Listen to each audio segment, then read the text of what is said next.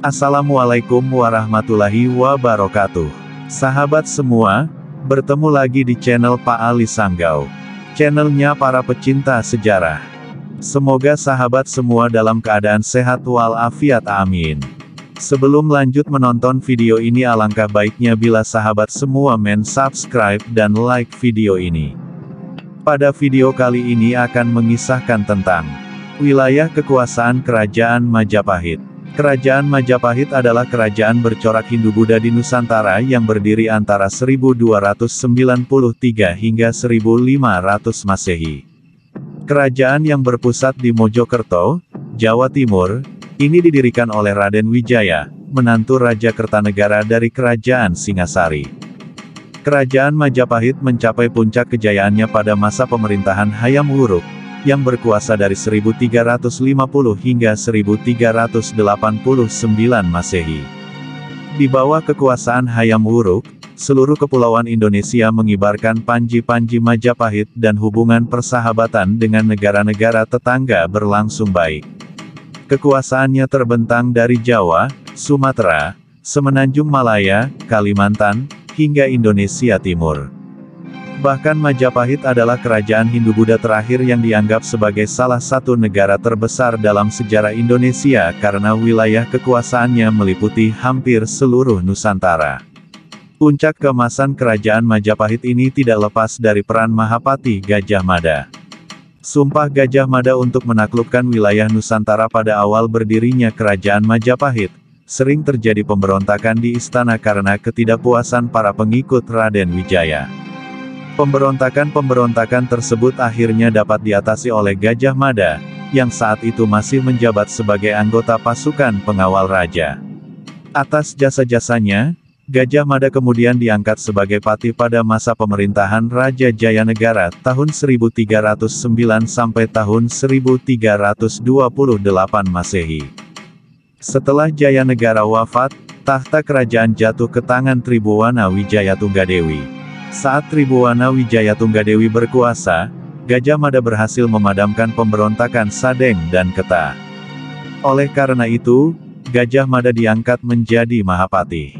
Saat pelantikannya menjadi Mahapati itulah, Gajah Mada bersumpah untuk menyatukan Nusantara, yang kemudian dikenal dengan sebutan Sumpah Palapa.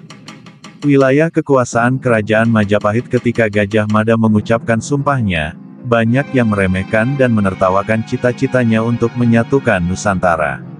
Namun, Gajah Mada benar-benar menunjukkan bahwa dirinya mampu membuktikan sumpahnya. Pada masa pemerintahan Ratu Tribhuwana Wijaya Tunggadewi, Gajah Mada mulai memperluas wilayah kekuasaan Majapahit dengan menaklukkan Bali dan beberapa kerajaan di Nusantara. Setelah itu, wilayah kekuasaan Kerajaan Majapahit semakin luas. Hal ini dapat diketahui dari buku yang ditulis oleh seorang pedagang bernama Wang Taiyuan dari Tiongkok, yang mengatakan bahwa wilayah taklukan Majapahit meliputi Sumatera, Kalimantan Selatan, Kalimantan Timur, dan Indonesia Timur.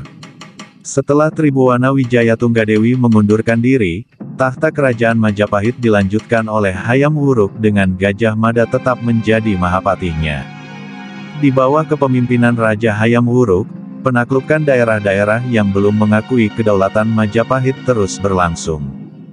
Selama 21 tahun menjadi Mahapati, yakni antara tahun 1336 sampai tahun 1357 Masehi, Gajah Mada berhasil melaksanakan misinya untuk menyatukan Nusantara di bawah kekuasaan Majapahit.